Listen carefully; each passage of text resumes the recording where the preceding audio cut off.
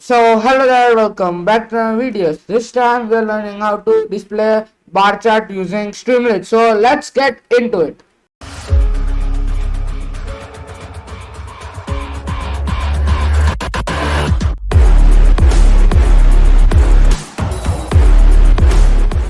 So I will open my VS Code in here. So first I will make a file name main.py. Done. So I will import stuff. Streamlit. Done. NumPy. Done. Panda. Done. So I will make a variable called latest iteration and write st.empty. So and I will make another variable called chart data, and I will write np.random.rand and write 5030 and write columns, and then write st.barchart, then write chart data, then run this.